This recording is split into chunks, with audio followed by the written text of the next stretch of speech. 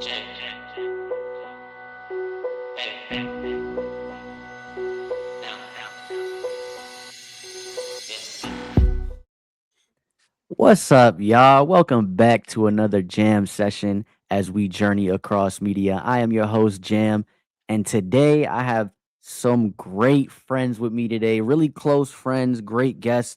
You just seen him last time. You literally just seen him. Josh, how you doing today, bro? I am doing good. It's good to be back. We had a couple days where we could go over what we're going to talk about today. Yeah, man. It was great to see you, but you have not ever seen him. First time here. I'm glad to just have a actual session with you, bro. Finally. How you doing today, Ernest? Right, you was able to drag me out the cave. It's been a long time coming, but I try to be mysterious and hiding and all this other stuff. But I'm here today because I love you guys. See, that's all We that love matters. you.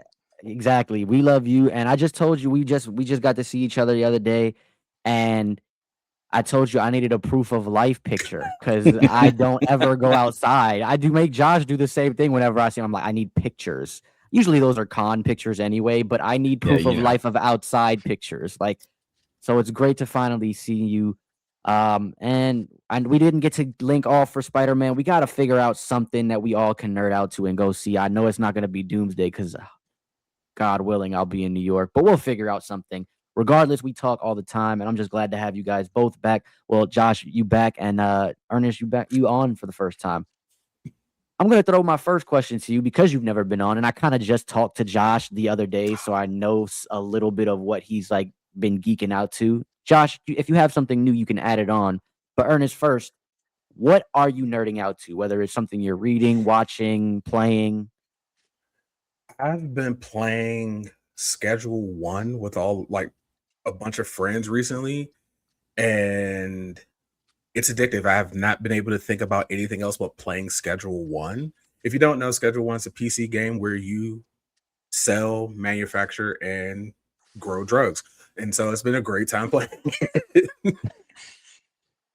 Oh man, when you told me that, I was like, yeah, this sounds hilarious. I'm not gonna lie to you. Like, it just sounds like a good time. I need to really get into I need to build a PC because I feel like I'm limited into the games. Like, don't get me wrong, I love my PS5. I love the PS5 exclusives. I don't necessarily love Sony and PlayStation with everything they got going on, but I really like the exclusives, but I'm still limited to so much like PC gaming. I remember when Dune was coming out and I really wanted to play Dune and it's only been a PC. It's still only a PC game. I think it might have just came out for PS5 not too long ago and I'm just like, heck, that time has kind of came and passed for me at this point. So I need to get on that. But I wanted to highlight, I'm glad that you brought up a game because the only thing that I've been since I talked to y'all last is only thing I've added new, I should say, since I bet last potted was Expedition 33. You just got to actually see me play tonight, Yes. which was absolutely insane. I'm not gonna lie. I was like, people were saying, "Oh, the beginning is one of the best video game intros ever," and I'm like playing it, and I'm like, "All right, it's like a little love story. It's cool. Yeah, that's like the prologue. Then you get to the act one or like right before act one, and you're like, oh fuck, I'm invested. And now I put it down right there, right when we get to the act one, and he wakes up from being attacked, and we don't know where he is. And I put it down because I had to be here for this pod. But now all I can think about is actually playing that game tomorrow. Like that's literally like it went from lanterns to Expedition 33 to D23, and now I'm going to be thinking about Expedition 33 all day tomorrow. So that's the only thing that I've been that's new, I should say. I still got all the shows that we're still watching and talking about with Agents of Fandom and whatnot, but for the most part, that's the only thing new that I wanted to highlight. Josh, do you have anything new from the last time we seen you the other day?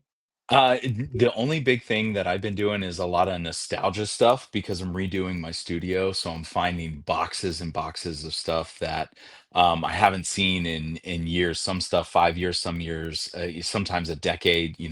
Depending upon what's there. And I think I shared earlier today in the group chat with you.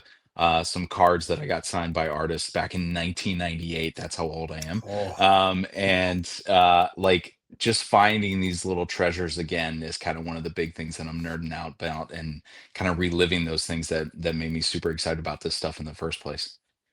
It's cool to hear that. I just like a couple of weeks ago, maybe 2 or 3 weeks ago now, I just watched Memento, the Christopher Nolan movie, and I was like, huh. So anytime people talk about like mementos from the past and how they have memories, it just kind of warms my heart because obviously that movie is way different than the way I'm thinking of it right now.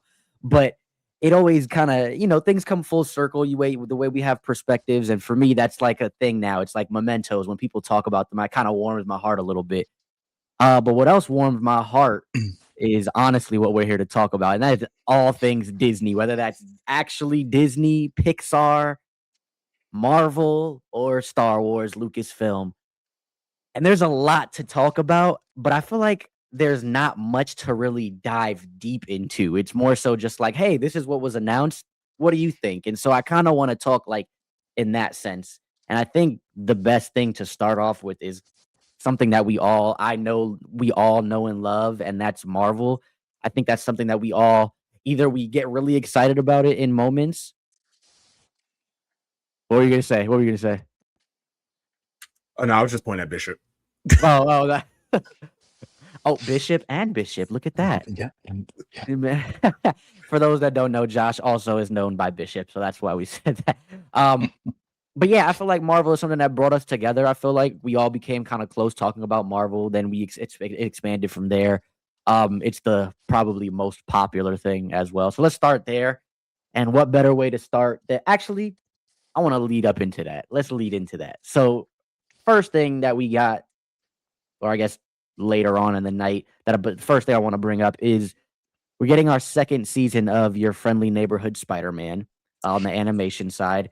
And it's coming very early, January Mhm. 2027. I'm very excited about that. I'm not really this is one of those properties, and I'm very bold to say this, this is my hot take, but this is one of those properties that I genuinely am just tired of Spider-Man with. And it wasn't until Brand New Day that I literally was like, yes, Spider-Man is back. I'm very much tired of all of Spider-Man in video games. Like Spider-Man 2, the game didn't do it for me as much. Um, Tom Holland's MCU run has kind of been a little iffy for me. I've been very honest about that. Comics, he's just a bum. I hate him in comics in all aspects for the last like 20 years. It's Miles all day. And I mean, Miles's movies, the Into the Spider-Verse movies, kick to me the MCU live action ones out of the way, except Brand New Day. So I've been very hard on Spider-Man for the longest time. And for Your Friendly Neighborhood Spider-Man is one of those things. I'm just like, man, I'm just tired, bro. There's things that I really love about the show, like like I mean, for one, Coleman Domingo as Norman Yes. Osborn, like he's insanely good. I don't remember the voice actress's name that plays and I don't remember what they call her, but Connors. She's Mhm. awesome. She's awesome. Like there's things like that I like the changes that they make that I really love, but I just don't love the story itself. Nonetheless, we're getting a season 2, and I want to know how you guys feel about this story overall. Josh, I know you really like this and the animation and art style and all that, so I'm gonna pass it to you first. Tell me what you think, and are you excited for season 2? Yeah, I mean, so when I saw that clip and we get to see that little teaser of what's coming in season 2, that I was so ready for that. And I think that that's one of those things that in animation, and especially a series like that, where we can explore in a different way things that were happening in comics in an extended portion, kind of like what we were talking about with X-Men 97, right? We're taking some of these storylines from comics, doing them a little bit different, doing their own thing, and then seeing how they're handling it in Friendly Neighborhood Spider-Man. I love what they're doing. Like you said, I love that animation style. I think that they're doing a great job with that. I love that they immediately throw us right into seeing the symbiote, and Peter not knowing what it is, and what it was doing with him. But again, like you said, having Coleman Domingo as Norman Osborn. phenomenal. Like when that happened in season 1 and we get to see that, I'm just like, well, now I want him in the live action. I want him to be our Norman Osborn moving forward because he's phenomenal. And I mean, if you watched Fear the Walking Dead, he is absolutely phenomenal. He's so good at playing this charismatic bad guy, and I can see him doing that really Mm. well live action if we get him in the MCU. Sorry, side topic as we No, get that's off on cool. that. That's cool. But no, I think, I'm excited for that. I love that they're sticking with some of these classic designs, but bringing new takes on them, tying it to the Marvel universe as a whole. We're not just stuck in the Spider Verse, which kind of harkens back to some of the other Spider-Man animated series that we got previously. So I'm excited Mm. for it. I'm the opposite end. I want all of the Spider-Man things. I want another Spider-Man game right now. I want the next Spider-Verse movie to pop out right now. Give me another Tom Holland. I can't wait for that to come out so that I can see it again and again and again. So yeah, give me all the Spider-Man. I think I'm like midway now. I think Brand New Day gave me the feeling of, oh wow, I remembered why this was my favorite superhero as a kid. I remembered why I loved Spider-Man. And so I do also like Lonnie Lincoln a lot in Yeah. Your Friendly Neighborhood Spider-Man. So Amazing. there is really good things about the show. I think I'm just and maybe I will probably rewatch season 1 before I go into season 2. I think at that time period when it came out, I was just even more harsher on Spider-Man, where now I'm a little bit like I'm a little more open because that first Spider-Man game in that 2018 one, incredible. It's a masterpiece. I like Miles Morales a lot more than I actually like Spider-Man 2. Like those two games together for Mm, me are beautiful. Spider-Man 2, I think I liked it in the moment, like playing the story, but it was ruined like because there wasn't as much replayability for me at least. yeah. Um, that said, though, Ernest, I want to know how do you feel about Your Friendly Neighborhood Spider-Man? Excited for season 2? What are your thoughts? So I'm gonna be controversial take guy this whole episode, so don't worry about it. It's gonna be fine. Everyone, get your picks. We knew this already. Yeah, yeah, yeah. So I didn't finish season 1. Okay. I saw the beginning of I saw season 2's like clip. I was like, okay, cool, cool, cool. Eddie Brock showed up, and I immediately was like, I'm not That's a huge symbiote. I'm not a Venom guy. The black suit, look, the suit looks amazing. I always love the aesthetics of the suit. Hate the storylines around it. I really do. You Venom, fair. Carnage, Toxin, all of them. You can just get about it. I think it's a pet peeve of mine when I have bad guys who are literally just like the darker version of the hero. I mean, I know Venom is more than that, Lethal That's fair. No, that's Protector, fair. he goes through a lot. But sometimes I'm just like, I mean, I guess. I mean, we're doing this again. I mean, I guess the 90s, I mean, we're cool. I mean, I guess. But, I'm more interested in what happens after. Like, I love it when Venom truly is that anti-hero. Like, once he furthers himself away from Spider-Man and he does his own thing, I love him there. The second he goes back and it's just like, here we go again, beating that horse again. It was like, all right. Like, surprisingly, I love Spider-Man 2, the game, since it had to do with all of that. But Mm, for some reason, I was able to just like, for the most part, just ignore it because Pete's going through his angst, everything that's happening in there. And the next, spoilers, if you haven't played Spider-Man 2, I don't know what you're doing. You need to hurry up and get back into it. But then, Harry Osborn is, Venom in that game. So it's like, okay, something new, a little bit different. Eddie's nowhere to be found. Like, yeah. okay, let's see where this goes, how we do it. I mean, but then it ends up doing kind of the same thing. So at the end of the day, the Venom thing was like, I mean, I guess it was all right. I was more interested, like you said, in Miles in that game. Like, everything that was going on with Miles was more interesting. Him and Mr. Negative, like everything was just amazing. Just him battling with that. I could always do with more Spider-Man. I love Spider-Man. He's probably like one of my favorite heroes from my childhood, where I used to come home and watch the animated series on Fox all the time and be like, man, that's great. To this day, I think about the whole run of episodes where Captain America's there, him and the Red Skull, and that whole thing is just so amazing. When the X-Men showed up, because you used to watch X-Men or anime series, it was like Spider-Man was so good the first time I ever seen Blade. The biggest crossover in history. They always talk Right about there. doing that, bro. Morbius. It's just like, man, you come home from school, Spider-Man going. I still remember that plot line where him and MJ are about to get married. MJ came back to life, and next you know, she's a copy of Hydro Man. What? I can hear his screaming when she evaporates right now. I can do what more Spider-Man. If we got the animated series 97, 98, I'll take it. Give it to me now. You know what's crazy? You know what's so crazy about that? Why was that not announced at D23? That should be in the works. And I probably understand why though. They want to do your friendly neighborhood Spider-Man, and I get it. You don't want to have two Spider-Man animated series going on at the same time. But like, I'm pretty sure with the way X-Men 97 is going, if you were to just say, you know what? Here's your friendly neighborhood Spider-Man season 2. We're done with this. We're going to do this now. And I think you guys are going to like it. Everybody would cheer. That shit would, you know how many million of people would subscribe to Disney Plus just for that? I guarantee you. I mean, with the Spider-Verse going on, I honestly say 2 Spider-Man animated shows could coexist. People understand the Spider-Verse very well. This is just another corner.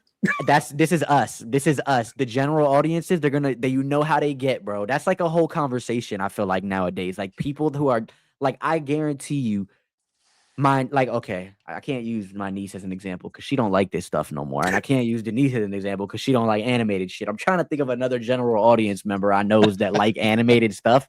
But the point is, they don't. It's the whole. I feel like that's one of the big side tangent, but I think that's one of the biggest reasons that we don't have the Batman as well as the DCU version of Batman.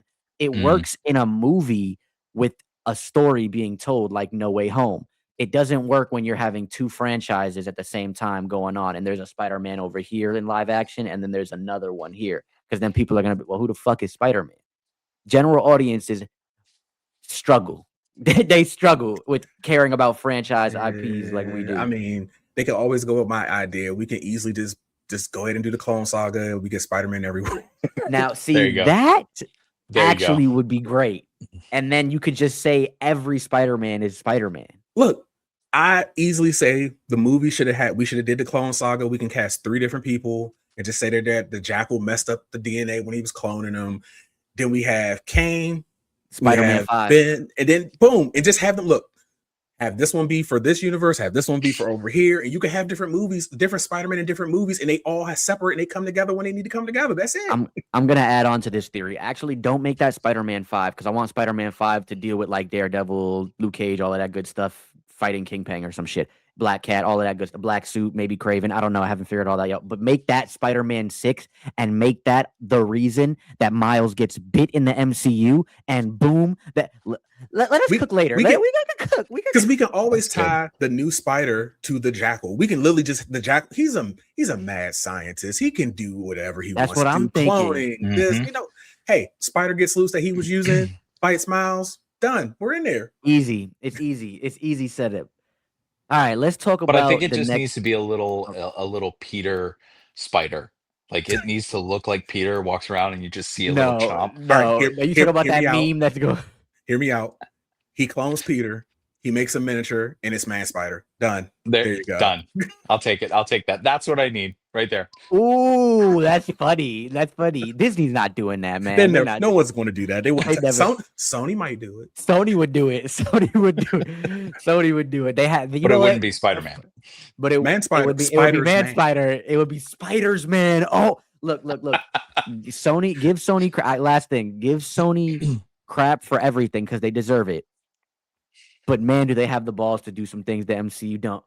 And it may not be good things, but they will do it. I want to get back into the MCU because now we have VisionQuest coming. And that trailer absolutely blew me out of the water. I was worried because I thought about it. I was like, Josh, I didn't know if you actually watched the trailer, but I assumed you did because they haven't seen anything. I mean, they don't show anything else. So I didn't. And you know me, I am I am the biggest one who wants no spoilers about anything. I watch that initial teaser that comes out, and that's usually it. Like if there's maybe a trailer in front of a movie that I'm out and I'm seeing, I'll watch it begrudgingly. But I think, with this, there was enough imagery that I came across in little clips of stuff that I caught that was enough for me. So I didn't see the clip that they released, but I saw quite a few things about it. But yeah, for me, normally I'm a no trailers kind of guy. Oh, I can't wait for you to watch it. I can't wait till you see Um, the show because I want you to go like after you watch the show, go back and watch the trailer. Okay, that's usually what I do. That's actually for everything. I usually see the movie or see the show, and then I go back and look at the trailer, and I'm like, yeah, I'm glad I didn't watch that. okay, all Um, right. So I guess no spoilers No, you're good. We for. can talk about it. I'm good with that one. Vision Quest, we can go for. Okay, the only thing I really wanted to highlight from Vision Quest that is astounding to me is this being a whole like mind fuck, like a whole mind thriller. Like it looks so good. it looks so good. They're marketing it as the trilogy to the WandaVision saga. Don't really know if I like that, but whatever. That's regardless. I see it. I see the story that they're going for. It looks crazy. The whole mind, like deep, like I don't know. It just is insane. And then the only really thing I wanted to highlight was all of the devices or all of the AI that Tony Stark has ever used, ever, whether it's in his movie or another movie. That's not even him using it. It's just Tony Stark AI tech, whatever, like Edith. It is in the Vision's mind. And it's taking human form for the White Vision.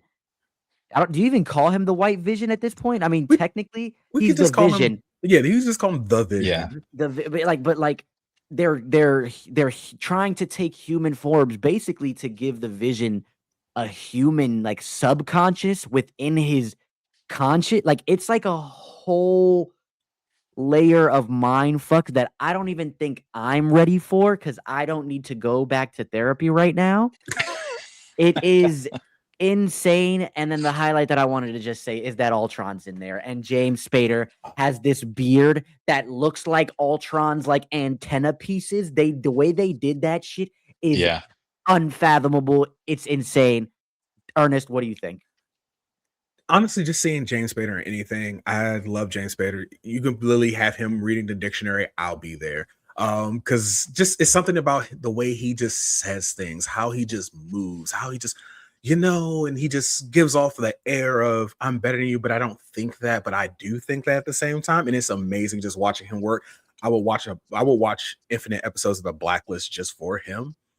But seeing him as Ultron in human form, talking to Vision and just being, his witty, sarcastic self, seeing Dum Dum in there, seeing Edith, it's just like the fact that Jarvis is there. Yes. Jarvis is there. And Played by from the agents yes. from Agents of Shield. Yeah. Agents of Jarvis, Shield, Agent excuse Carter. me. Agent Carter. Agent Carter. Jarvis is in there. It's like, oh, just bringing everyone back. It's just like, oh, this is great. I watched the trailer like 3 times. It's like, can't wait. Just can't. Oh, My favorite thing from that scene was the Ultron thing, but he's literally Ultron, and then the Vision is like, Ultron, what did I say? Human forms, and he's like, all right. And that shit is great. I'm like, I cannot wait for their back and forth banter. And I guess the only other highlight is that, I mean, this isn't really the only other. This is a very big highlight, so I'm not gonna act like it's nothing. But that is Tommy's gonna be in the show. And that's another piece that we need for our Young Avengers-esque champions team that are all basically gonna be my age by the time this stuff comes out. But regardless of that, they are setting up Tommy. I also like, this is my comic brain getting turned on, but it really feels like they're also going to set up the Vision and his family, like his family, and we might get Vision, and I forget the son's name, but ooh, well, that's no, what he has the boy and the girl that are both like synthetics or whatever. Every time I think about his family, I immediately think about from the Runaways Victor, and it's like, oh yeah, I forgot Victor doesn't exist in this universe. I'm sorry. It gets me sad because I'll be like, oh, his brother. Like, oh yeah, his brother doesn't. Well, he might. They might not now, but Ultra didn't have time to make him yet. He didn't have time to make no other kids. I would love for them to fold the Runaways back into it, everything now. I would love that to come and back. Cloak and Dagger. Oh yeah, Cloak and Dagger, yes. I would love them to bring all that. Just Agents of Shield, just throw it all in there. I don't care. Yeah, like Secret Wars would be a great time just to fold everything in. Just like literally, the end of it is just like, yeah, everyone's here. Remember all the shows you watch? Yeah, it all matters now. Like, yay! Oh boy, I didn't even think of that. Oh boy, that's a whole nother. Okay, damn, that really got me. I can hold you. That's good. That's good. There's one person that they did cast in VisionQuest that I didn't see them in the trailer at all. For spoilers, Josh, I'm not going to say who it is, but it was just like, okay, I see the name, I know who that character is. Tell us. I want to hear it now. Jocasta. Oh yeah. I did see that. that. I was like, okay, where is she? I'm used to seeing her in. I used to read Avengers Academy. Yeah, she was all in that, and I was like, Avengers Academy. If you haven't read it, amazing. Just about a new class of heroes going through a bunch of people you probably never heard of, and they're amazing. Velociraptor or whatever, Velocicil, or he's amazing. Yeah, he could turn to a Velociraptor. He's amazing. I'm sorry, I love that. One thing I wanted to piggyback off of this, I had a theory that I were going to do it in Armor Wars, but now because we don't really know what's up with Armor Wars, I could see them doing it with a segue in VisionQuest because Jocasta's in there, and I'm thinking is that whole run, is it by Dan Slott with Iron Man where they have like the AI intelligence essentially against the like Supreme Court, so they all get like sentience, like they're live, like they're humans, like they get equal rights and stuff like that. I'm assuming with that, like, and Jocasta leads all of that. This is just the MCU theory, but doesn't hold any weight besides the fact that she's gonna be in the MCU now. Like that's really it. But I could see them pivoting that way just with Vision. But let's talk about the highlight of the whole Marvel Studios panel. And that is what everybody's been freaking waiting for I feel like since they announced the movie or that they were working on the movie in God knows how long. We were also waiting. We're still waiting on the damn title because we don't know the title. All we know is that the X-Men are somewhat here. I really feel like they need to have some rendition of that song in live action. It just needs to be a live action, like theatrical version, like what they did with Spider-Man and trumpets, what they did with Spider-Man. Let us cook, chat. Let us.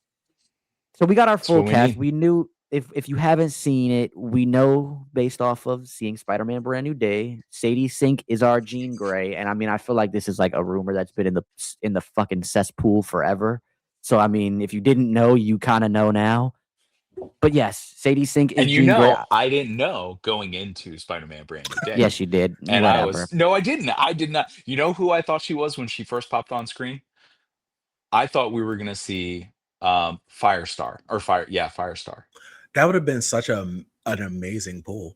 But hey, they should literally call Spider-Man 5 Spider-Man and His Amazing Friends. I'd lose my mind. If you give somehow me we always wind up turning back to Spider-Man movie, lose my mind.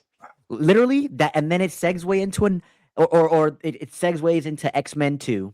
I don't know. Look, regardless, we don't get our casting, unfortunately, for Bobby Drake Iceman, but we do get the leader, aka the leader of the X-Men, and technically we could say two-person here, but I'm gonna go with that person. Yeah. Put those glasses back on. I'm going with the guy that really runs the X-Men, and that is Cyclops. We got our Cyclops, y'all. That is Kit Connor. We have our Professor Charles Xavier as Christopher Abbott. Christopher Abbott as our Professor Charles Xavier.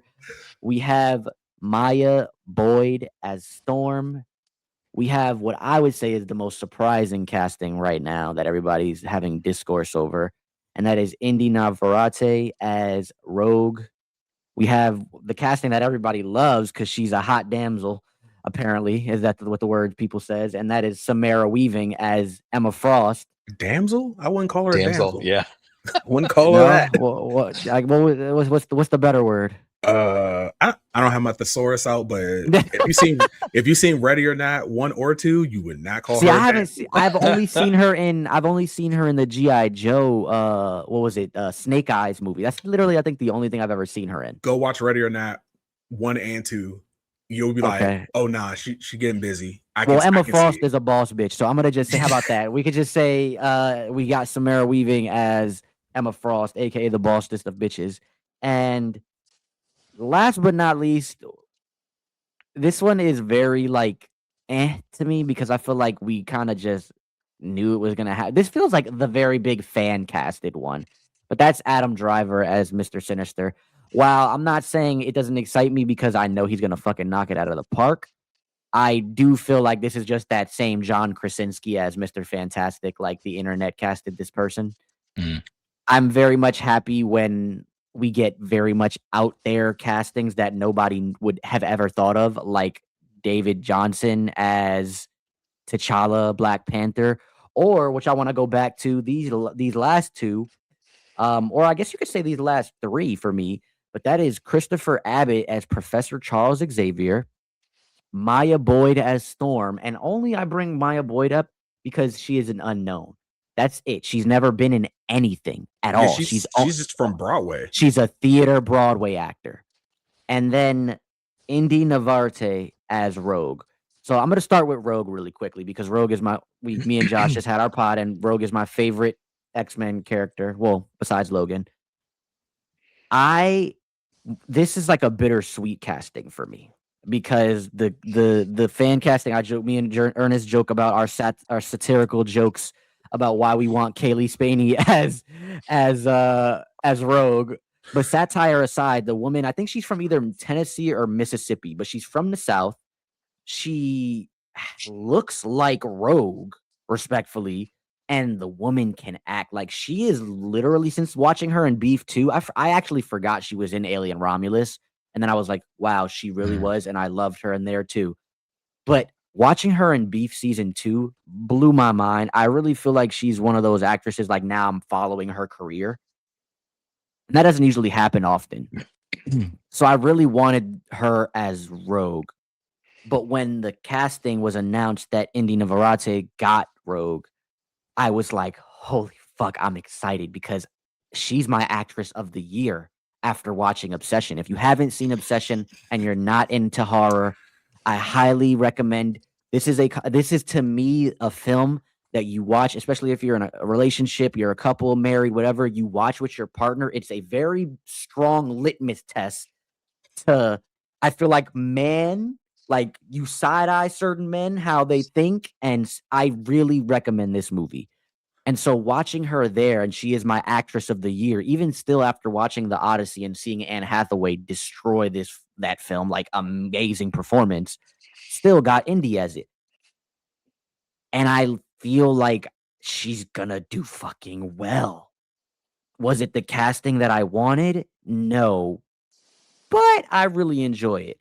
So Ernest, I'm gonna throw this one to you first. How do you feel? Let's start with start with Indy as Rogue, and then before we get into the other two, any others that kind of threw you out there? I mean, for Indy, like you said, seeing Obsession and watching her, like some of those scenes, she is like, I swear, she is kicking down the door. Like, her acting is amazing. Like, she has a lot about to happen to her overall. I also been watching like her TikTok. She's hilarious. Like, She streams too. she's just everywhere. And because at first she was talking about she wanted to be Mystique, I think, and then this happened and she ended up getting Rogue. So I was just I like, wonder if she said that though to throw people deter off. people. I feel like she's built for this, like that lifestyle, like to that Marvel, like that secrecy that Disney knows how to do, like the Yeah. way the PR marketing that sometimes me and you hate, but I feel like they kind of got it like with her. Yeah, I think she's going to do well. I can't wait to see like her in costume because that's what's going to really seal it for me. It's like I need to see what she's going to look like. But it's Rogue. I'm wondering if they're going to make her be more kind of like Rogue from like X-Men Evolution. Yeah, if they're going to go with like the more goth thing, or they're going to just go her, or is she going to be the Southern beauty that she always is with the big puffy hair, the white streak, or well, actually, I'm also wondering are we going to get Rogue before the Captain Marvel thing or after Captain Marvel? Because Captain Marvel does exist in this universe. This could be another thing that's going to look. The things that we can do in this universe now is unimaginable. Like we could go anywhere. I genuinely think we're gonna get Rogue as a Captain Marvel-esque villain, but she's an X-Men already. Like she is gonna be an X-Men. I mean, we assume We based off assume of because that's one thing I noticed is like, all right, they're doing the casting. I'm seeing this. It's like, okay, it's half of the original, some of the original team mixed in with kind of like the second generation like team. Claremont shit. Yeah. Yeah. So I Yeah, was like, okay, yeah. this is interesting. I would like to see how this meshes together. Like, are they roughly the same age? What's going on? Like, how are we doing this? And when you said like Adam Driver being like Mr. Sinister, I've never even thought of that. Like, I ain't even Really? no one ever say Adam Driver as being Mr. Sinister. I was like, I never even thought about Adam Driver being in the X-Men movie at all. Mr. Sinister is one of my favorite X-Men villains. He's just, I love evil scientists. I love people who are just doing things for because I can, like, why are you doing that? You can cure cancer. I would rather create dinosaurs. That But shit is great. it's like, I like that because it's like I don't care what anything is going on in the world. I want to do what I want to do, and Mr. Sinister is the worst of them. And having him like Adam Driver is a great actor. I think he can do it, but I would have never thought of that. What's been in my mind for him is obviously is Walter White because he mentioned it years ago that he wanted to play Mr. Sinister back when the Wolverine movie, like what was it, right before Logan came out. He was like, oh yeah, I would love to be Sinister. I was like, okay, I can see that. He has the gravitas. He has the I'm old and I can be kind of a snooty bastard and do horrible things. Like, yeah, I'll steal your baby. I'll infect him with this thing. I'll send him to the future. Who cares? I'll do whatever I want to do because a guy that adopts the name Sinister, what do you expect from him? You expect the worst from him. I mean, like Nathaniel, Sinister, whatever. Everyone else, like for Cyclops, I haven't seen him in anything. That's a lie. I seen him in one. I text y'all. I seen him in that one thing. Yeah, I don't think I've seen him in any. If the one thing I might have seen him in, he was a child actor in, and I don't remember him to save my soul. Like, I would love to see what he's going to do. I mean, all we had so far is like James Marsden as Cyclops, like which is great. People don't like James Marsden, but that's the movie. That's not him. I think they give him. I think they gave him like the rough end of the stick, especially in the third and Last Stand. I think they gave him a like. You just killed my man off. Like, what was that about? Like, I understand he had to do Superman Returns, but you couldn't wait. Like, it's Cyclops. We need Cyclops. It's fucking Cyclops, bro. But and then was it Ty Sheridan that did him in the other movies, the new trilogy after that? Yeah. I didn't like the new trilogy, so I had to watch them. Like, all right, First Class is good. I'm not gonna lie to you, First Class is good. They disrespected my girl Emma Frost. They disrespected her in that movie, and I will stand on that. I don't like Days of Future Past, minus a few scenes here. Yes, I am again hot take man today. You guys can see me. You have my @ right there. You can find me anywhere on the internet. I will stand on everything, 10 toes down. Do not like Days of Future Past. There's a lot of problems with that movie. That's not the time, the place to talk about it right now. But yeah, it's just the cast looks really good. My favorite X-Men is never going to be in the movie. It just is what it is. Who is that? It's Boom Boom, baby. Tabitha. I like explosions.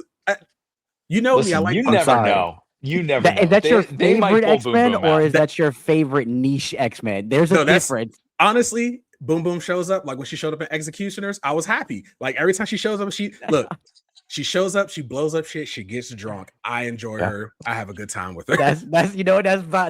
That's valid. Okay. All right. So now I'm gonna bring up my issues not issues, I guess, but the fact that I don't know anything regarding Christopher Abbott. I feel like I haven't seen him in anything, and I haven't even looked it up because I feel like he has the face and like name to be like, oh yeah, I know, I've seen him before. I don't think I've seen him in anything, but I keep hearing that he can play this role. The one thing I wanted to highlight before I ask you, Josh, about how do you feel about Indy, Christopher Abbott, or anybody really, is that all of these actors, besides Indy, have all been on Broadway.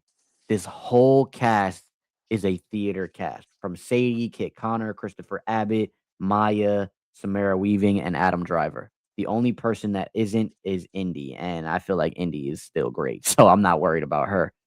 How do you feel about this cast? What do you think of Indy as Rogue or anybody else that, like Christopher Abbott, that I might have mentioned that you feel like was a interesting choice? Yeah.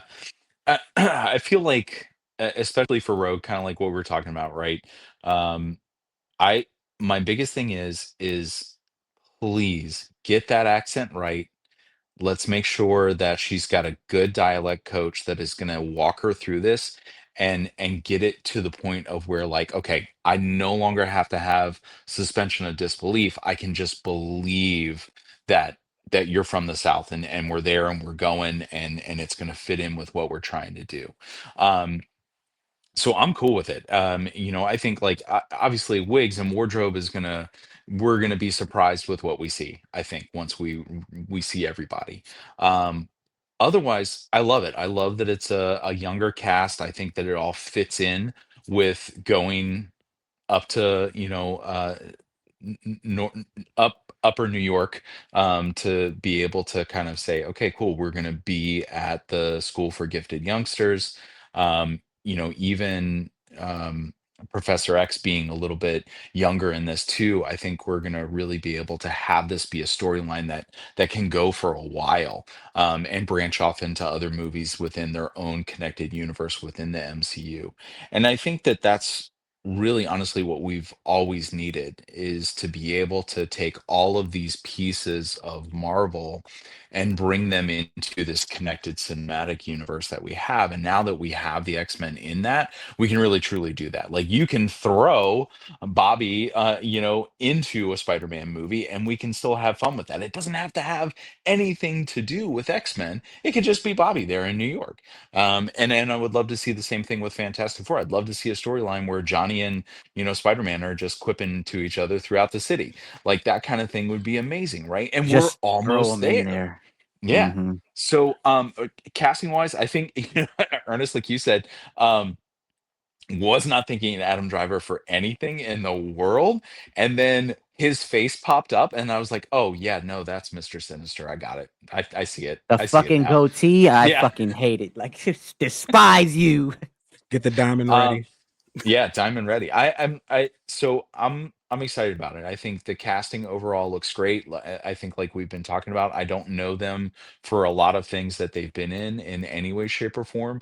So I think it's going to be really cool to see some fresh faces to this, at least for me, and just kind of see where they can take these characters. So I'm excited for it. Now, a question I have, because I have a feel. I mean, we all know the casting is not done.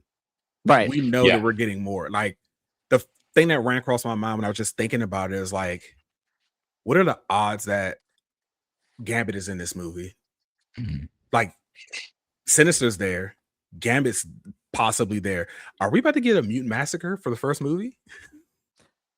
Nah, I think it's gonna definitely be the origin story, and like because they's not technically calling him Mr. Sinister, they're calling him Nathaniel. What's his actual last name? Is it Essex? It's Essex, but he said Nathaniel Williams or something like that in the video.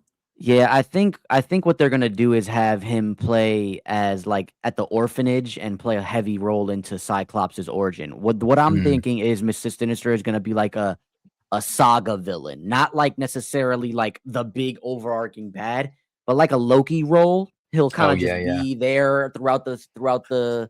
So like the mutant massacre kind of follows that line where he was sending like the Marauders and Gambit out to kill like the Morlocks and take some of them. Oh, Like I he used mean, Gambit to scout the Marauders and he sent the Marauders out to get them. They didn't know he had anything to do with that at the time. So I mean, like, that isn't could, Wolverine in that story though? I don't know. I can't remember. I think they're gonna get rid of Wolverine for the first movie at least. You Yeah, need to he's have not. some I time don't for think he's Hugh gonna show Jackman up. to breathe. Yeah, I think if I mean I can see anything, that. if Wolverine shows up, it's gonna be in the second movie or post credit of the first one. Yeah, That's what I think. I'd like to see a post credit in the first one. I don't want to see him in the post credit. I just want like we have a new teacher or something, and then he walks in Mm. and his like, and they're like, Yeah, "What can you do?" And they're like, "What can you do?" And his claws just pop out like on screen. That's all I alluding to, want. yeah, yeah. That's it. Like, what can you Kind of do? like with Shrink. what we got with Blade in Eternals. Don't do Let's this. move. Let's Don't do move this. on. Let's move on. I'm sorry. Let's Sorry. Don't do this. moving on. we do have a trailer that we're not going to dive deep into because Josh doesn't want to hear about it. And quite frankly, I just want just go watch it at this point. Not you, Josh, but like everybody just go watch it. It's a really great trailer. If you weren't invested, I think in the like I wasn't super invested into Doomsday watching the first trailer. I had a lot of qualms. This trailer was the one that I was like, "Oh, I'm in there." Like I'm in there. Like there's no question anymore. I have no doubts. I'm gonna let the Russos cook. Do I have? I take that back. I have doubts, but I have a lot more faith in letting them cook this time around. I got things I got to get off my chest about the trailer as well. Like overall, it's good. I'm gonna go see the movie. I'm anxious to see it. 2 negative things I have about it, just 2. I feel like Disney entirely, we need to get away from the volume. My God, it just makes it kind of feel so lifeless. I understand the place where they are. The world looks like it's had an incursion. It looks like it's down, but damn, it's so brown. I swear, it feels like I'm in a 2008 video game again. Like just browns and grays everywhere. You know what people are saying, right? That's because we all complained about how Man of Steel and Justice League. Oh no, not Justice League. Man of Steel and Batman versus Superman's battle scene look, and that's why we don't get anything like that anymore. That everything is empty. I mean, Man of Steel was just it took place in the city, but it's still like I can take empty, but damn, can I have some sunlight, like some grass, like a little bit of colors here and there? Like it felt like it was filmed on a green screen in a studio with nothing else around. Like I would have loved for them to just be like, "Hey, we found an empty field in the middle of nowhere, and we just filmed out there." I'm like, "Okay, yo, they do the Goku and Vegeta. Yo, we gonna go fight over here." Yeah, just the whole world is your oyster in a world that's falling apart, and you pick the brownest area in the world. All right, cool. Second one is that it felt like it was supposed to be a cool moment. It was, but it just felt weightless. And it was the Thor scene, Thor versus Doom. It felt weightless. Like when he blocks it, it just felt like it's effortless. I get it's supposed to be effortless, but I don't feel the power from Thor. That's what I'm saying. I don't feel the weight of what he put towards it. It felt like they just swinging. Okay, pool noodles. Without saying too much because Josh hasn't seen it. The first trailer, that's exactly how I felt. This trailer, I did not. I felt the complete opposite. I said, "Oh, because in the first trailer, there's no impact. There's no impact." I was like, they could have even added an impact frame. I would have been cool with that. There was no impact. This trailer. Again, I don't want to spoil too much for Josh or anybody that doesn't like to watch the trailers.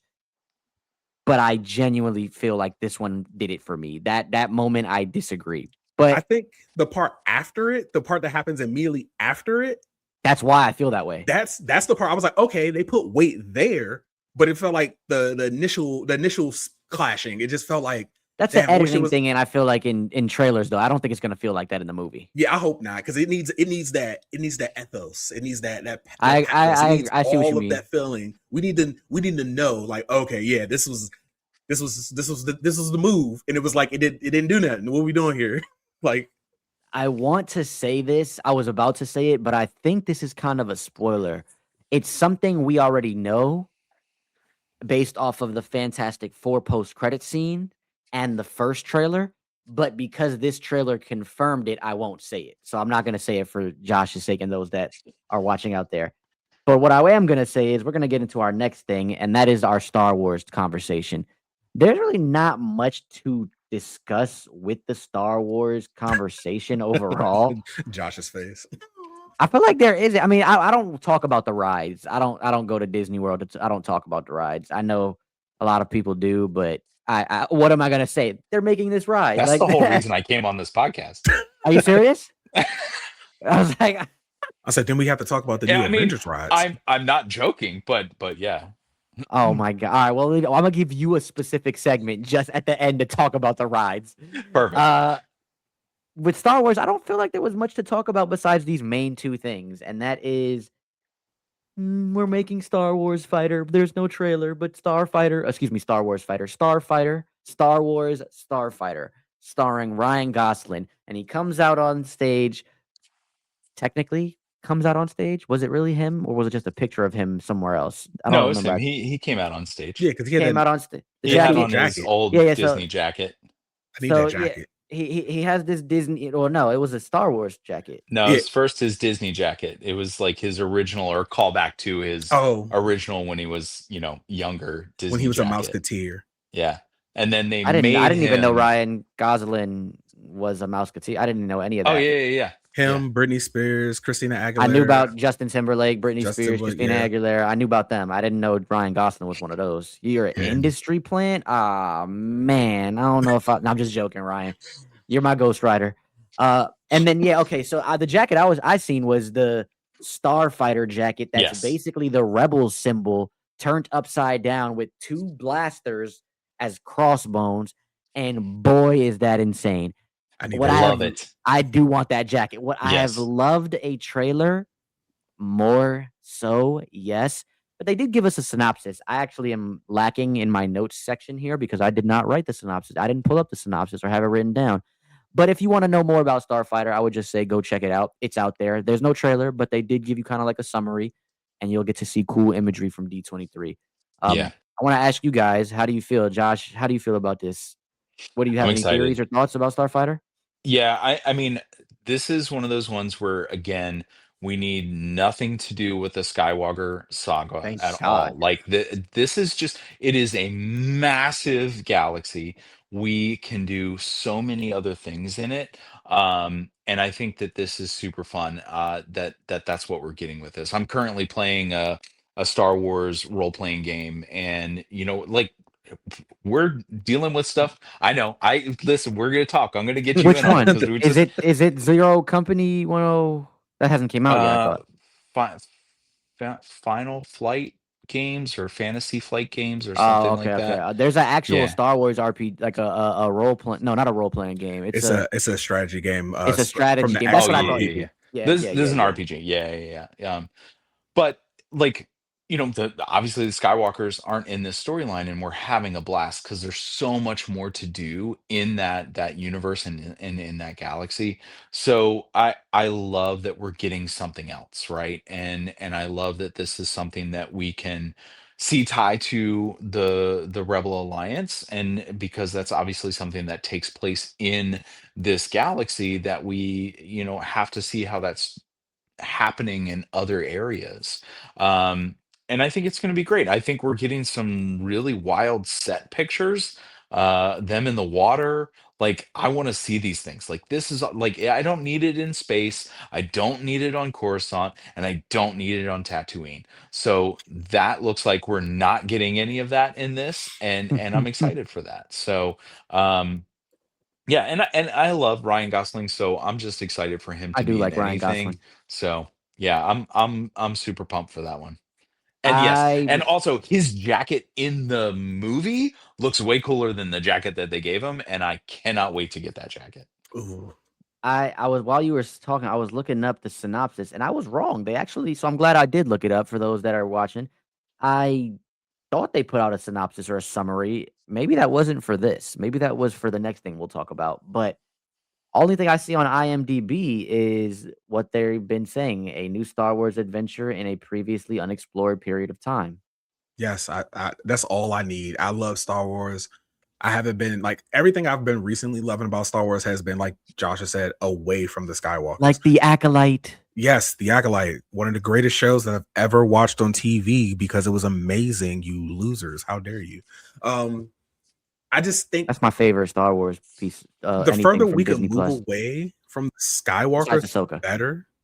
Honestly, I Agreed. would love for more. I think they dropped the ball with the Boba Fett show. I think we could have did more. We could have been more grimier in that show. I think if we're going to do an underworld show, it needs to be like real. Like at this point in time, I'm begging them just to call 50 Cent and just make Power in Space. But that's just me. I would love something like that. So it's like if it's supposed to be the underworld, it's supposed to be they're dealing spice, they're selling drugs, they're No, Mhm. yeah, people, yeah, yeah. the slave trade. There's a lot Yeah. going on in the underworld of Star Wars, and it can't be sanitized. You have to let it be. Talk about the horrors of what's going on in these worlds. Like Lucas would love to do something like that. I'm pretty sure. I mean, sure, Absolutely. He made a show. He made To be movies for kids. fair, this is But Disney. all right. Let's talk about it. Disney has offshoot brands that they will allow to do horrible things in. Like they That's also true. made movies like Con Air and other things like that. Just did it under Touchstone Pictures. They did it Yeah, on these yeah. other subsidiaries they have. They will do rated R movies. They used Shit, to they do the made Tarantino Deadpool and movies. Wolverine. That's what I'm saying. We can They get gave us a brands. chest burster in the X-Men 97 show. Okay, come on. Like they could do horrible things. I've seen them. Look, Disney has a thing where they like to kill parents in movies. Don't tell me they can't They do like horror. orphaned. Everybody like an orphan child. You either get a hero, you get some type of hero. You get what I'm Yeah, saying? we gotta, Orphans do the make grind. heroes, man. Do Orphans the make grind. heroes. Give Yeah. me a movie about the Hutts. We do technically, to be fair, we do get Shadow Maul. What is it? Maul Shadow Lord, Yeah. which is also. Oh, that's another. That was also announced. I forgot. I don't even have that on my list. That was also announced. Maul Shadow Lord is coming. Was it February? I think they said it was February. Actually, let's look it up. I gotta look it up now. But I know that was announced too. Yeah, or that they're working on season 2 or something like that. I just need them to grab some people from their FX side of the team and pull some of them over to Star Wars and let them do some things. Like let some of let some adults play in that world and let's see. We could make a rated MA or a rated R Star Wars movie and just go from there and just see how it does. It doesn't hurt. Rogue One was very, very Rogue One teetering was the line. Andor is my favorite Star Wars movie. Andor was great as well. We're literally getting there. We just need just a little bit more. So Maul Shadow Lord, I was wrong. It's actually next year. They confirmed it to be releasing a year after the first season. So it'll be when did that come out? Like March April-ish, yeah, something like that. And then I kind of mentioned it in passing, but we got Star Wars Ahsoka season 2. That we got a fucking trailer for, and that is coming January, top of the year. That means I'm going to rewatch Ahsoka season 1 with Denise because she hasn't seen it. You were talking about it, Ernest. After watching Mandalorian, the movie, we got back into, I think she saw the first season of Mando. Then we watched the movie for my birthday. Then we watched season 2. We just finished season 2, and then we just finished Mando. No, we didn't just finish season 2, but we watched season 2, and we just finished Boba Fett, Book of Boba Fett, which it was cool. Anytime she sees the child, she's just like, ah! So it's like, yeah. And then you have to watch that to watch Mando season 3 because they reconnect in Book of Boba Fett, which I thought that was a poor choice on Lucasfilm's decision. But regardless, now we're gonna watch Mando season 3, and so my thought process was, because I bring all this up because Ahsoka season 2 is essentially doing, or the beginning of, Heir to the Empire with Thrawn and the Legacy books. And Josh, you haven't seen this trailer, right? Mm-mm. Okay, so I'll watch this one though. Okay, yeah, this one is, I think, everything peak Star Wars live action needs to be. And the original plan from Lucasfilm that they chose not to do was to make season 4 of Mando, Ahsoka season 2, and then an Heir to the Empire film. They decided to scrap that. We don't really know what their plans are now, but based off of the Mandalorian and Grogu movie, I still think there's going to be a season 4 of Mando. And the way I'm looking at it now is they're going to still do their plan, just a little bit tweaked. And Ahsoka season 2, based off of this trailer, looks like the beginning of Heir to the Empire, while tying up. The beginning of Heir to Empire is one plot point narrative, while Ahsoka's main plot point is figuring out whatever is going on in the rest of that other side of the galaxy, like whatever happens in that other side of the galaxy. I think from that Heir to the Empire plot point being beginning, I think in Mando season 4, we will diverge and focus on that as like one of the plot points, as well as the rise of Mandalore again, and Bo-Katan bringing Mandalore all together. And then Mando season 4 will end with what I want and pray and hope for to be either a 4 to 6 episode Heir to the Empire limited series, or they just do like a 2-hour special presentation, like Marvel's special presentation, but like a Disney Plus event on because they're not doing a movie. That's what I'm hoping for. And the way Ahsoka season 2's trailer, Ernest, I'll pass this to you first because you actually seen the trailer. With the way the trailer plays out, what do you think is going to happen? How do you feel about this with all of that we got going on? We got so for quick before you answer, quick synopsis for Josh. We get actual flashbacks of like actual, not force sensitive, like in the wherever grand scheme of things. We get actual flashbacks of Anakin and Ahsoka in the on that winter planet with all of their winter clothes, like their winter outfits from the Clone Wars. We got General Huang, is that his name? The robot? Professor Huang, Huang? yeah. Yeah. We get him as a 3-armed lightsaber wielder that I didn't even know he could do that. I knew he made the lightsabers. I didn't know he was a wielder. I don't remember that. Yeah, because he trains Padawans as well. Fuck, I forgot about that. What else did we get? Ernest, go ahead and take over for me because I know there's a bunch of stuff that I'm forgetting, and then talk about your thoughts. We get General Thawne. We get Thawne in there. He shows his blueness. Looking all of his blue. I'm blue. Like I said, he's very blue. He looks like he's literally just. He looks like he's very constipated all the time, but that's the look he goes for.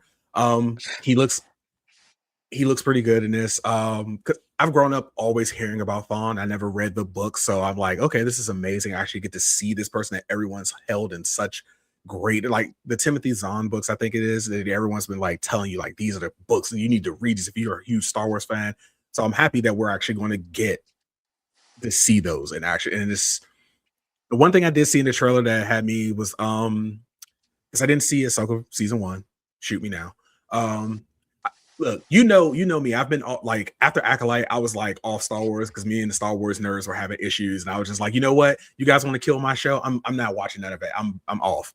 But this trailer brought me kind of like, oh, I kind of want to watch season 1 so I can get into this because look, I love Mandalorians. That's my jam right there.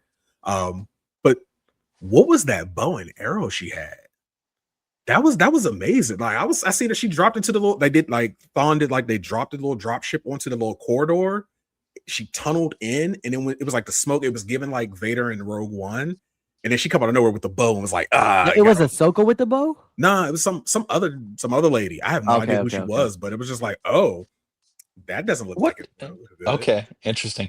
Because didn't we get something like that in Bad Batch? Omega. Yeah, Didn't Omega's she have bow. Omega's bow. she had a bow. What if it's Omega? I didn't even think about it. Might be. I think the nerds would have like put the pieces together already. And especially if she's working for Thrawn, I don't think so. But also because we did see her face. We saw her clearly, her face and everything. So if it was someone, everyone would be like, oh my that's God, what I'm saying. They would have put the yeah.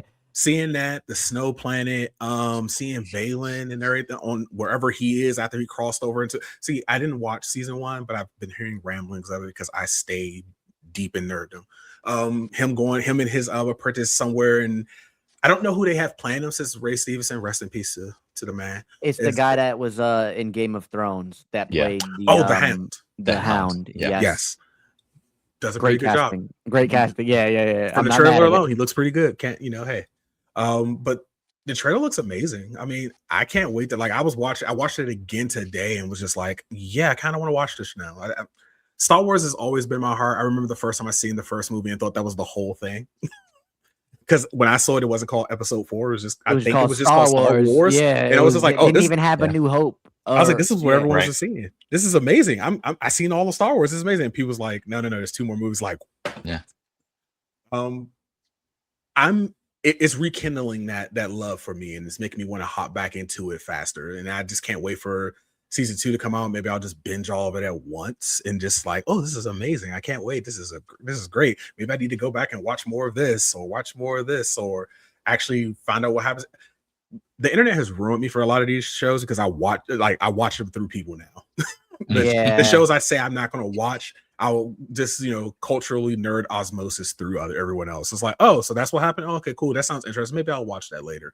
Never Yeah. get to it. You brought me when you were talking about the weapon thing. Another thing that you reminded me of with this trailer is that it was a joke on Twitter. Somebody said, and it made me cry. I sent it to some of the Agents of Fandoms chat, but it was like Darth Maul looking in shock of horror as somebody pulls out because they had the probe, right, and then they pull out they open it and it's a third blade in the middle, and they were like he's looking in horror as somebody pulls out a third blade in secret, wiping away the little aura he had. I'm gonna Because say that's really all people know Maul for is that one moment when he just opens the doors and it's because he's a fucking loser and everything else. Like Darth Maul is the coolest loser you know. That's so when I seen that tweet, I was rolling. I like literally cried. I said, "Oh my fucking god!" Because I honestly didn't think about that. And then I went back and rewatched the Ahsoka trailer, and you see the dude open up and it's a white lightsaber. I said, "Maul, you got it bad, bro. Like they don't like you over there at Star Wars. They like Sam Wither. They don't like you. That's what it is. It's so bad." Josh, us nerding out about the Ahsoka trailer. I know you said you're gonna watch it. How does this make your excitement feel? Yeah, so I saw a lot of images from it, from D23, and I love the idea of the flashbacks. I think they did such a great job of that in the first season, to be able to get these live action actors to come in and play these roles, and get to see them in live action. I'm super, super excited about. So I'm kind of excited to see what surprises we get from that. Who are we getting that's going to come in and play things? Um, Ernest, you have to see season one. It's phenomenal because if the trailer for season two has made you excited to see it, seeing season one will make you excited for it even more so because Yeah. they really did a great job with this.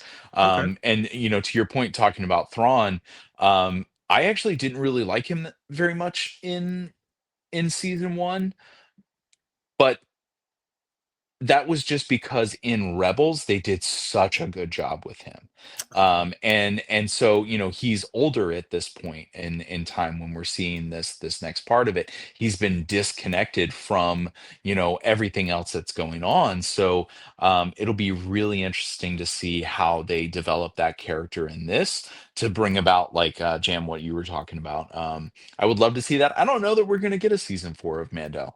As much as I would Hot love take. to see that, I don't know. I think Mandalorian and Grogu might have been the end of that story, and we could always revisit it again. There might be a special presentation or something like that. But I don't know. I mean, I would rather see other storylines take place, and kind of move along with some other things. And again, I think to your point, Ernest, it is a shame that Acolyte, just got such horrible fan backlash that we didn't even get a chance with it, and that's kind of a bummer. I think that that's kind of one of those things that I saw this hot take from D23 overall, and the clickbait, uh you know title for it was D23 2026. This could have been an email. I disagree with that. We talked about this in chat. I wish that I had gone. It was something I wish I had taken the time to go out there and be there for some of the panels and some of the special screenings and stuff like that. Because I think seeing some of these things with the fans of Disney and with the fans of Marvel and the fans of Star Wars, and everything like that, to be there for that, I don't know that other people would, like our general nerdery crew would say, yeah, that could have been an email, because no, I think there was some amazing things, amazing presentations that The took whole place. X-Men cast. What do you mean? Like Like, why would you want that to be an Yeah, email? Like, oh yeah, we yeah, we got these people. You can just get an article. Don't worry about it. It's yeah. yeah. No. What? No, And I want to see that. like, I'll kind of dive off on a little park tangent for just a second with that, even because we got these Go ahead. Use this announcements. use this moment to tell your park stuff too. Okay, yeah. So I'm a huge Disney nerd adult. I actually, for the first time this year, I got the chance to go by myself, and just went to Disney by myself with nobody else. And so that was a very interesting experience. I just went for an evening, and it was great. But to see these announcements of one, like honoring all the Disney legends and things like that, which was great. Alan Tudyk had a great thing. Dwayne Johnson had a great thing that he talked about. They brought Bruckheimer in and talked to about him and everything like that. So all of these great moments that they had, but to highlight some of the things that they're doing at the parks, and that was some of the stuff that I was so excited about, because we're getting new lands, we're getting new rides, we're getting updates to lands, we're getting updates to rides, we're getting different announcements from the parks across the world. But one of the coolest was Robert Downey Jr. coming back as Iron Man for a new ride at Avengers Campus. And we are getting updated versions of all of the characters. So Hemsworth is playing Thor in that. He looks phenomenal. It's like he's wearing his Age of Ultron, but he's got the short hair. I'm like all for it, because I'm going to cosplay the shit out of that. And because you already know I'm going to cosplay the shit out of him from Doomsday. So that is the thing that I will see a bunch of spoilers for, because I want to get that suit and nail it before the movie comes out, so that I can wear that to premiere. But um, I think, did I say Endgame? I meant Doomsday. I don't know what I said. But regardless, like all of the announcements with that, and the park exclusives and things like that, I'm just so excited for that, and to see where the parks are going to go. Which Uh, parks? Name so your they parks. they named them. So Disneyland, Disney World. We've got a new carousel coming to Animal Kingdom that features all of the animal characters that have been in animation. So like you're Yeah. going to be able to ride around on Timon on this carousel. Like things like that. Like they're literally taking the animals and stuff. Like Kuzco is one of As a the mayor llama? bear, Oh, as that's yeah. good. Yeah.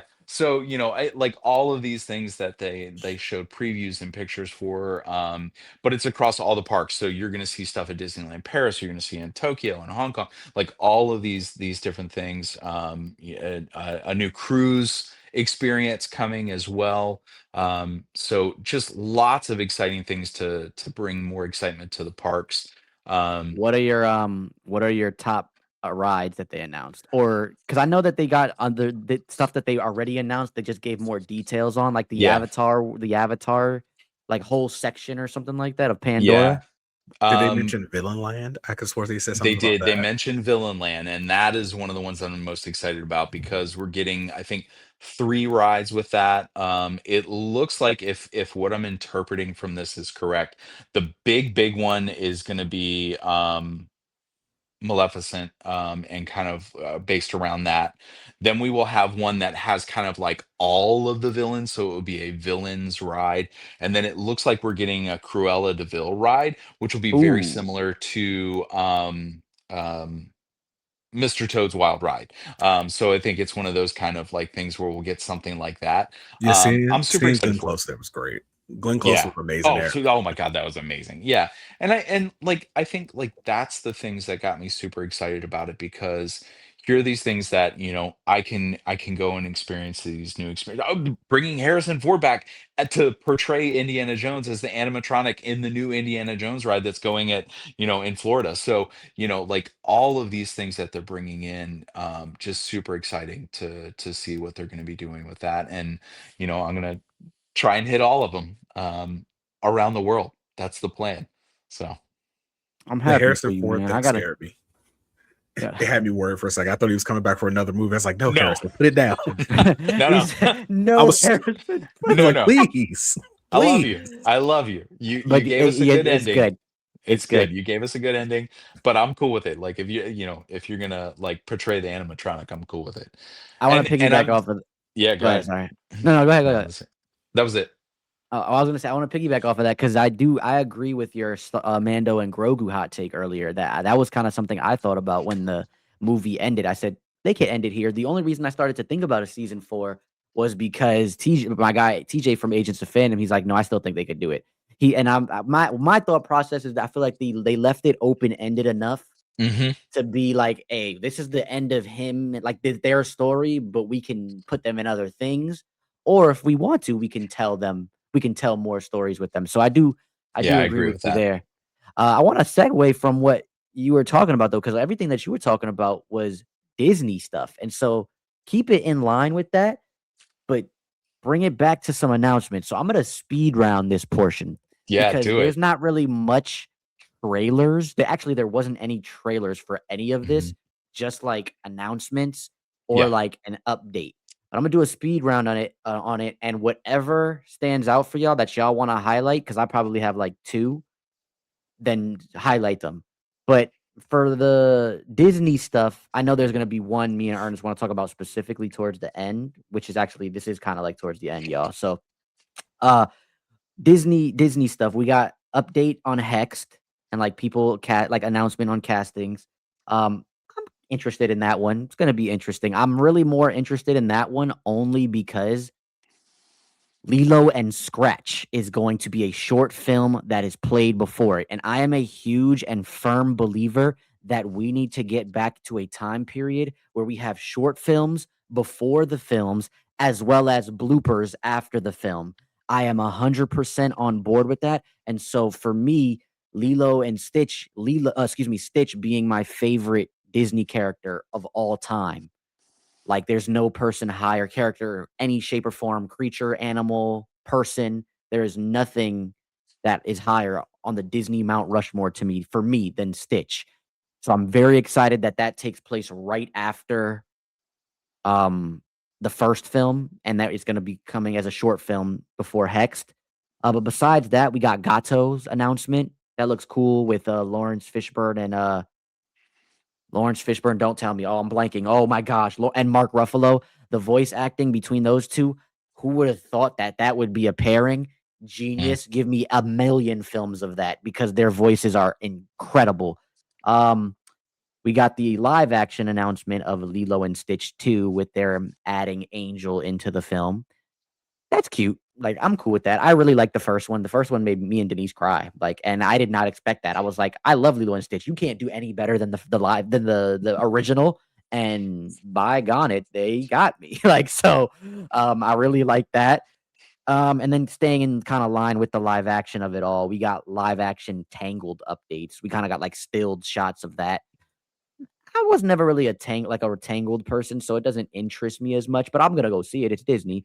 And then Percy Jackson season 3, we got like a little bit more information, which I mean, I have the book sitting right down here. I love that stuff. So got to get into the Heroes of Olympus saga eventually. But the last few things, speed round it quickly. Frozen 3 does nothing for me. I'm gonna be honest with you guys. Incredibles 3, I really do like the concept art mimicking the Superman pose of him holding up the Daily Planet. Beautiful.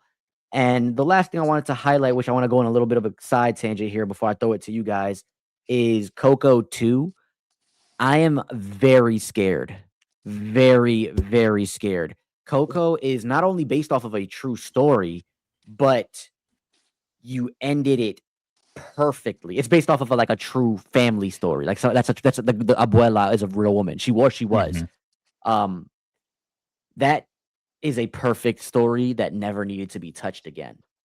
And I'm very fearful whenever you bring back a sequel, however many years later, and it's not as good as the first or doesn't add anything more. Toy Hmm. Story is not a great example of that because Toy Story does everything right with when it comes back every single time. But a more recent example of that is Moana 2.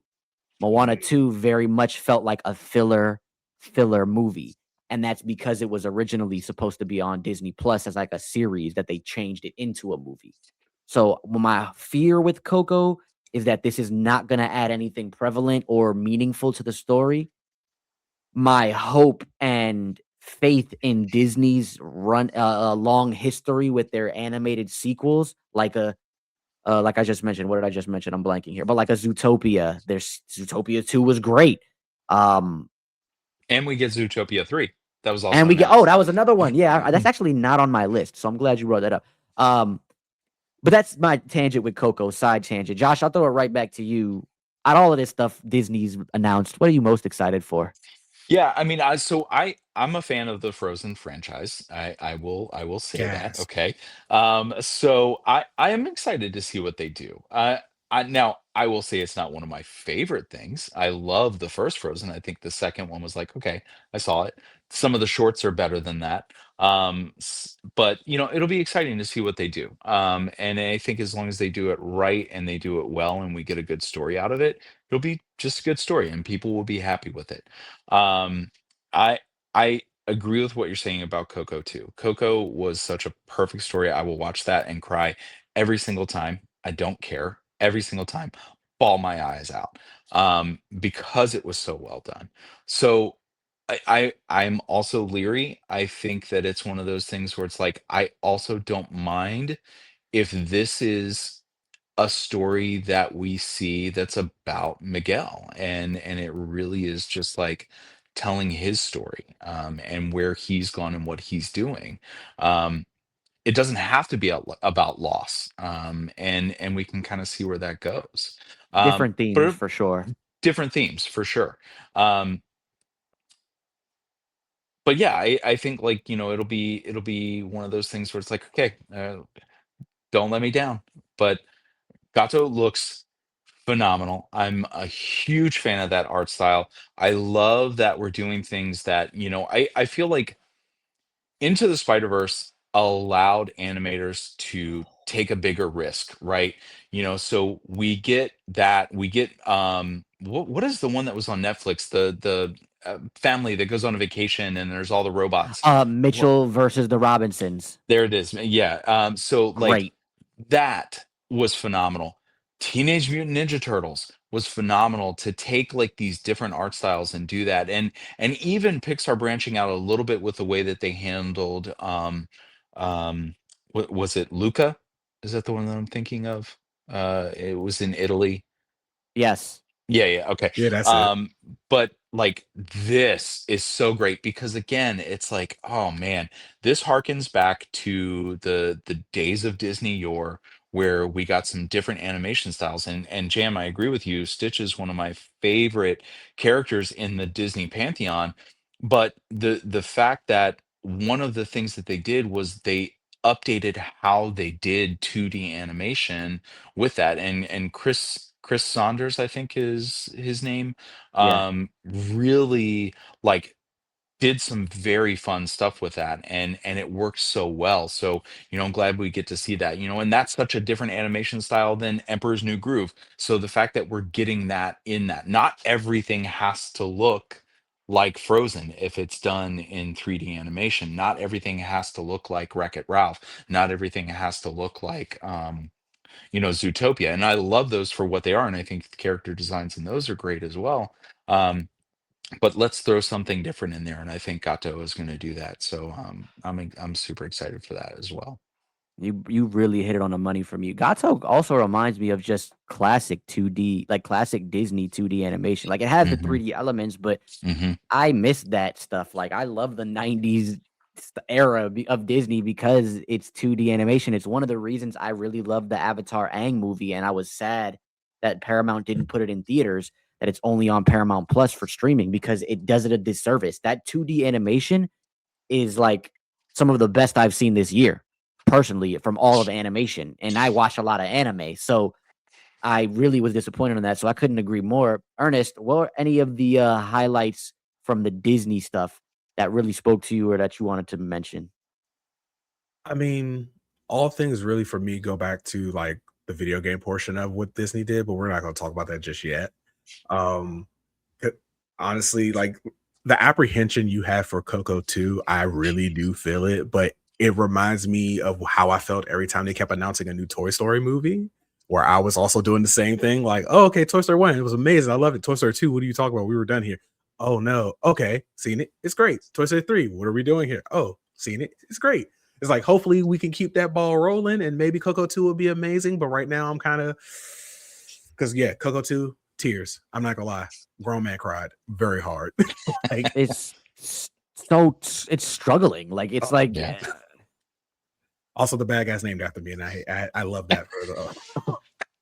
Soon as it's never like even put that together. That's it was like crazy. Ernesto. Yeah, he's the bad guy. He did it all. Whatever they say he did it. He did it. Honestly, because I'm just like while you guys were talking, I was looking up Gato, and it was like, okay, this actually does look really inspiring. I love animal movies. Give me a talking animal, I'm in there. Look Who's Talking is one of my favorite movies.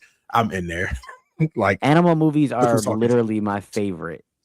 I Homeward Bound is one of my favorite movies. And I just, you know what's crazy? On Disney, I was on Disney Plus the other day, about to watch. I didn't watch it, but I was thinking about watching Homeward Bound, and I have it up, like I have it on the page, and then I go down to like the whatever is like others like it or whatever, more like this, and I found out that Homeward Bound is a remake from a movie in the 1960s.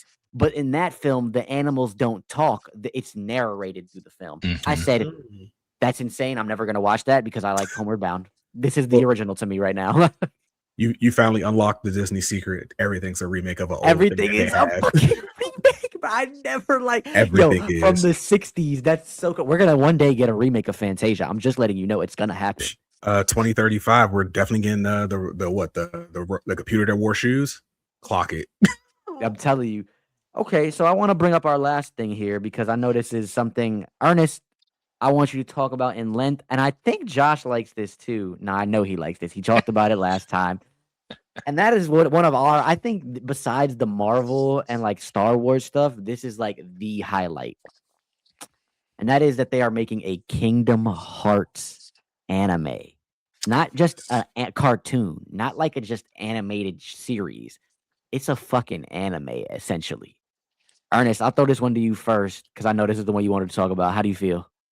I was wondering what took them so long to do this. We had the Kingdom Hearts manga that came out like 15 years ago. What took them so long?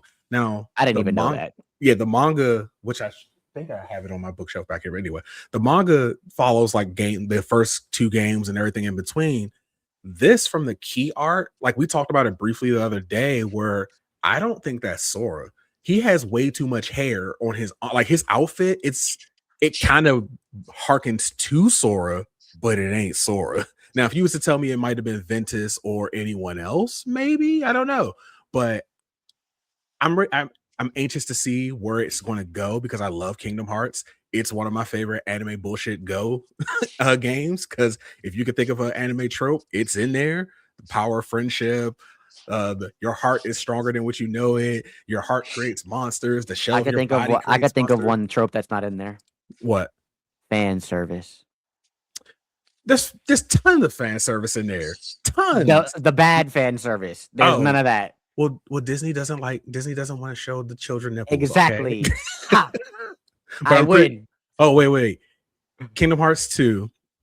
They have Yuna, Riku, and Pain. They're in their outfits. If you count Riku's outfit from Kingdom Hearts 2, I mean not Kingdom Hearts 2, from Final Fantasy X-2, that she's like in like a bikini, or she got these little tight shorts, but you can't see her because she's like a pixie. That might count. Damn it. That might count. That's true. Yeah. Also, Tifa's Final Fantasy VII Avid Children costume is really good. I'm not gonna lie, it looks amazing in that game. But yeah, I love Kingdom Hearts. I've played pretty much I played all the main games. I played Chain of Memories back when it was on Game Boy. It's like Game Boy Advance. Like I've played almost all of them. I'm actually one of the few people who actually can probably decipher the actual storyline, including the timeline shenanigans from Dream Drop Distance. So I'm here for all of it. People will be like, this is too much to know. No, all you need to know, friends are your power. That's all you need to know. Just go. And that new trailer, because they released 2 trailers. They did the regular one, which just had like, the Coco stuff in there. I'm happy we're going to be in Coco. That's amazing. Yeah. But they released an extended one, which has, sorry, I hit the mic there. Sorry guys, if you heard that. They have the Coco. They show like all the other main world that he's supposed to, like Sora's supposed to be in. They show Donald and Goofy going to Coco. They show you actually playing as Donald and Goofy and Mickey. The Mickey stuff is very, very interesting because it kind of at one point looks like Paper Mario, and I was like, okay, I love Paper Mario, so you're getting me there.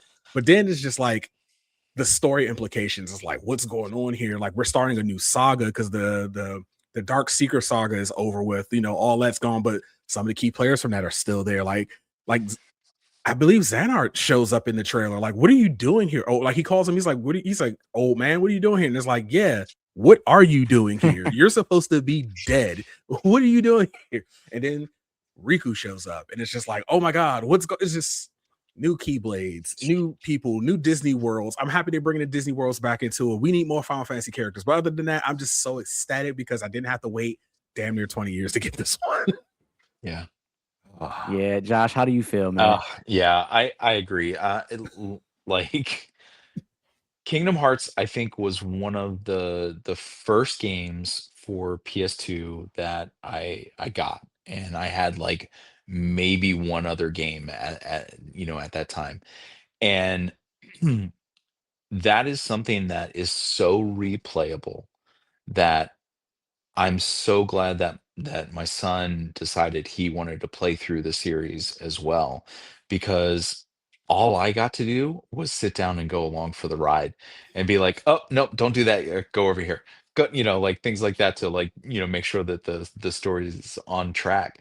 But um such a huge fan of that. Like cannot wait to see what they're going to do with this animated series and what the storyline is going to be, because I agree it doesn't look like that was Sora. I think it'll be interesting to see how they play into the universe and where they can go. My heart of hearts, what I really truly want with this Oh, is when we are not in a Disney world, just like in the game, we get that anime style. Okay, when they go to the Disney World, it is in that style. So I want to see it look exactly like that, which means if they go to Pirates of the Caribbean, I want to see it in live action. I want to see them cast those parts in live action, not 3D animated. Okay, but And to be fair, hold that's on, hold something on. that they could do. Yes, but to be fair, they're not bringing back Johnny Depp, brother. No, no, that's fine. I the don't. We rumor, don't Oh need. I wait, don't the need oh wait Johnny a rumor, Depp. minute. the I was about rumor to say, didn't is, they just Yeah. announce? yeah, the It was rumor is Jerry Bruckheimer said that Johnny might be coming back.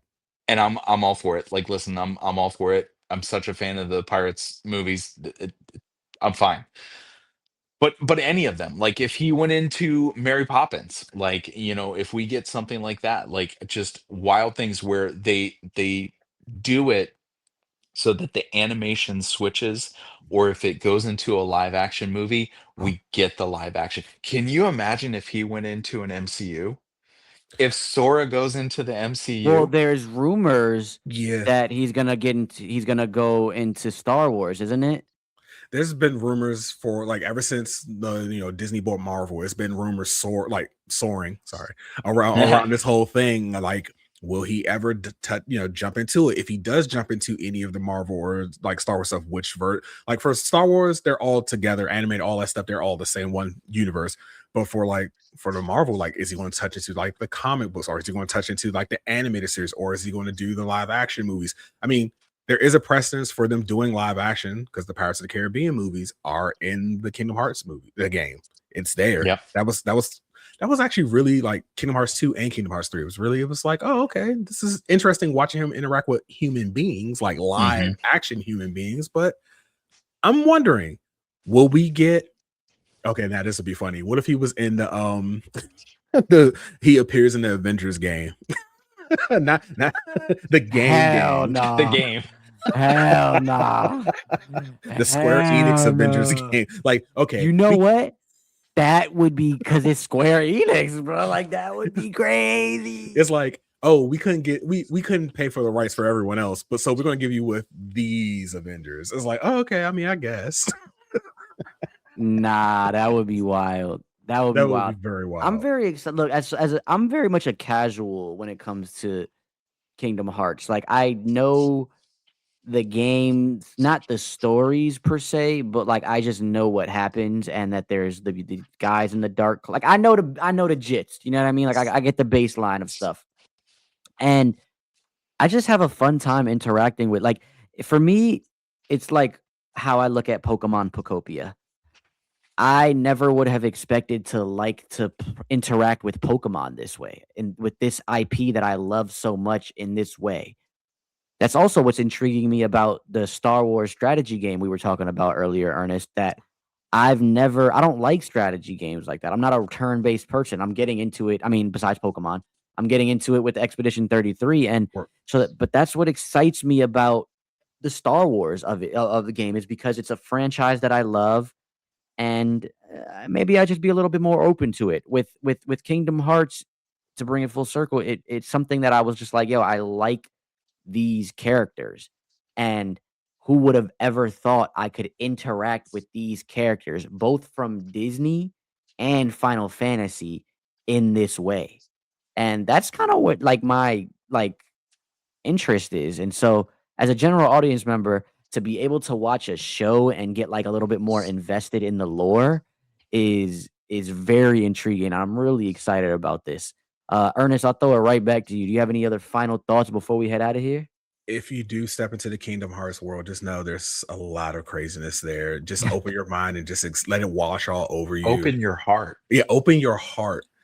Like, Oh and boy. if you do decide to play the games, Kingdom Hearts 1 is amazing, but 2 is the better game. 2 is amazing. 2 is we'll table this for offline. But yes, D23 was really good. I had a good time watching all the trailers I seen, reading up all the news, seeing all the people that was there. I had a great time, and I can't wait to see what actually comes from everything. Now, will everything be good?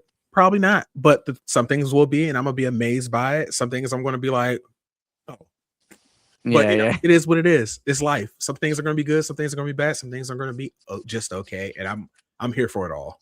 I'm here for it all. We need nuance, man. We need to like back to that. The things don't have to be the greatest thing in the world or the worst thing in the world. It's just like we talked about last time, Josh.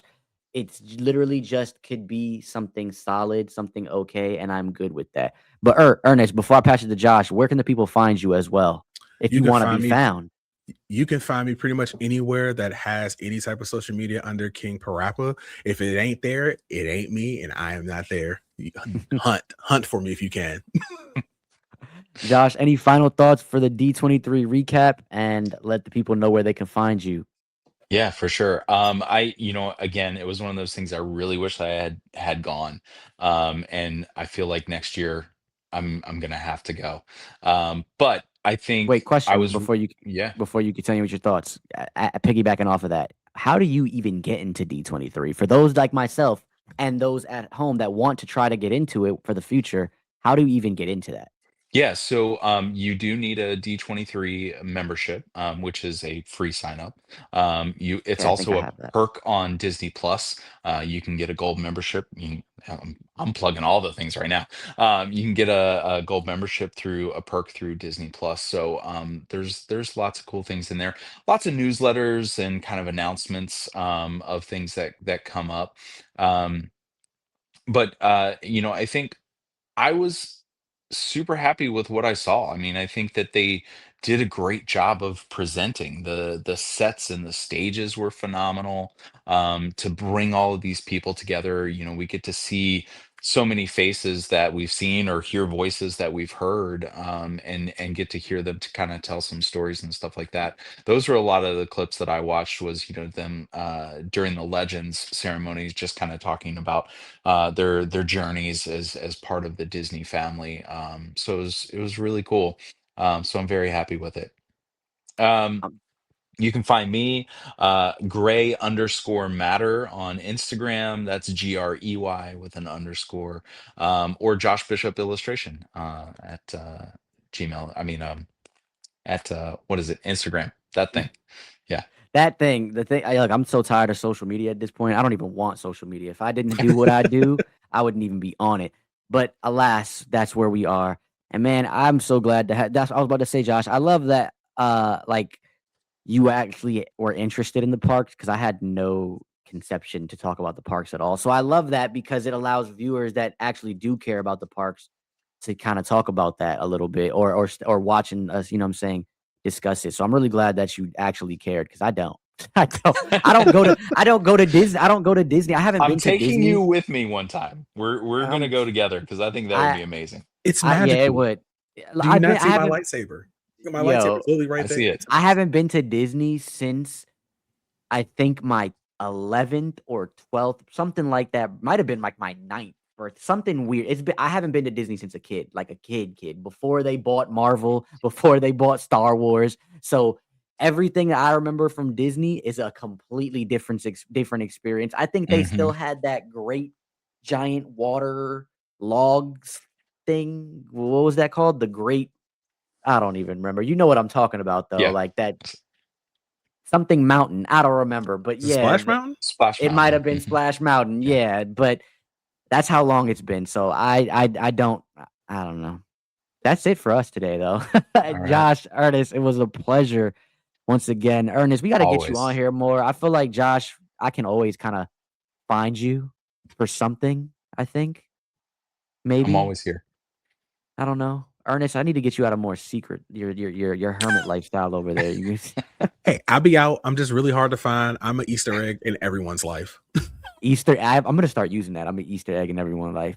Listen, Hey, y'all, we appreciate go ahead. I'll say, like, I ran into Josh randomly at the Ren Fair. It was great. Yeah. Yeah, and Josh sent it to me like the day before. He's like, "Hey, if you could make this," I'm like, "Oh no!" He posted it, and I was like, "Why didn't you tell me about this? I want to go. Denise wants to go." He's like, "Yeah, tickets are sold out," but I'm Yeah. like, Sorry. Tickets are sold out. yeah. All right, man. Listen, on behalf of myself, Josh, and Ernest, if you like us yapping here, please, please, please leave a thumbs up, like this video, subscribe to the channel. I'm trying to think what is actually the next conversation I'm gonna have. Maybe I'll try to find some folks to talk about my adventures with Superman's latest season this weekend. We'll see. Don't hold my breath on it. But if you want some more in per or live conversations, you could check me out right there where you see it. Twitch every Monday. I will be talking about lanterns as well as on Agents of Fandom. You can check me out there on Mondays as well. I appreciate everybody for tapping in on myself. Excuse me, on behalf of myself, Josh and Ernest. We will see you next time. Peace. And we out.